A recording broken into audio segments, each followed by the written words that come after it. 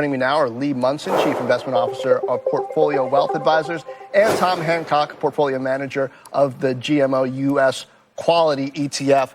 Guys, welcome. Okay, so Lee, who's winning? Well, I think Amazon, I think Google's winning. Anybody who's in the AI trade to get global IT out of their local servers and onto the clouds. Remember, I don't care how long it takes for Apple Intelligence. I don't care how long it takes for a company that makes single-digit earnings. I want to see that movement to the cloud that we've been having for a while. And right now, the stragglers, global IT that's not on the cloud, you have to get them to that. And I think artificial intelligence is going to be the main reason why you're going to go to the chief information officers and get them to do it. That's where the money's being made. That's my sole focus. And if you're not part of that trade, I just don't think you've got the, you don't got the thing that you need to make the big money and keep big multiples. Tom, I see this persistent skepticism around AI from here, and is it really driving results? But at the same time, within Meta, we've seen Mark Zuckerberg talking about how they've been able to get results for things like Reels to be able to increase engagement. That's why he's investing more. We heard from Microsoft that in the second half of their fiscal year, so calendar 2025, they expect to see uplift there. So shouldn't that be enough to indicate that there's some strong potential for return here? Yeah, I think you need to distinguish between these consumer AI companies like Alphabet and Amazon and Meta, where they're making money now targeting content, essentially ads and entertainment content. They've been making money for a long time, actually, before even generative AI became a big thing. So they're very real business. And I always think it's funny how Meta gets beaten up every time they do CapEx, because they've actually had, I think, a much better history of generating ROI on that than has yet been proven in some of the other names. Yeah, just as long as we're not talking about metaverse. We still have to wait and see on that.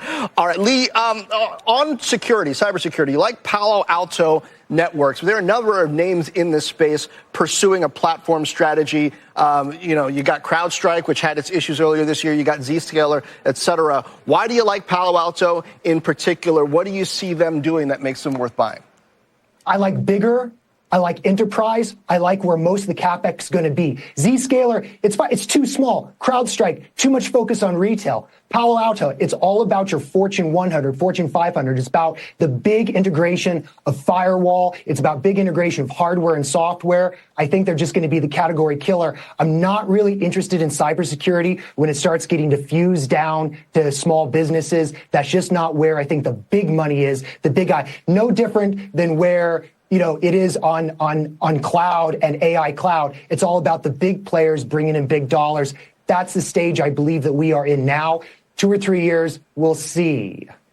Tom, on a day when the semiconductors are hurting, you like TSMC, which manufactures chips for just about everybody, including Apple, NVIDIA, AMD, others. You like ASML, that makes the highest end, really expensive equipment, advanced lithography for building these really advanced chips.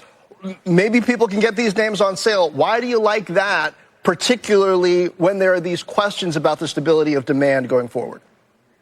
Well, we love the semiconductor equipment companies because they're really picks and shovels to any number of end markets. And so you can be very agnostic about what the actual application is, as long as there's some advancement of technology over time around the world. These are the companies that are benefiting. You're getting these companies a little bit of a discount because people are worried about the next iPhone cycle. They are worried about Intel's CapEx coming down in the case of ASML. They're worried about sanctions with China. But really what matters over time is the end demand across AI and any number of things. And these are really companies without peer who have no competitors and aren't trading at crazy valuations. So we love this as a way to play the big mega trends. Finally, Lee, post-Halloween, we're about to get a lot of focus on retail as Q4 turns toward the holidays. And you like some e-commerce names, or at least one, after eBay and Etsy didn't exactly wow a lot of folks. How do you distinguish between what's good and what's not?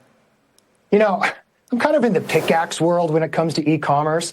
I own some things like, I love Hoka shoes, so I own some Decker because they have a high sales price. But here's how I really like to play it.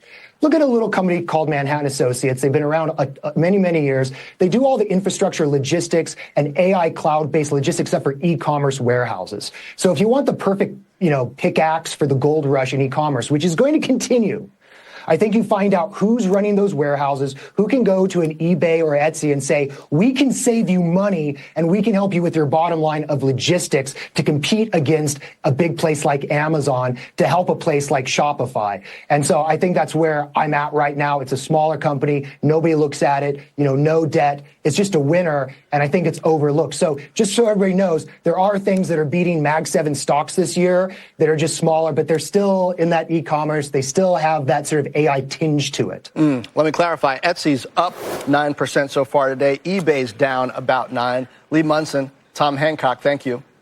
Thank you.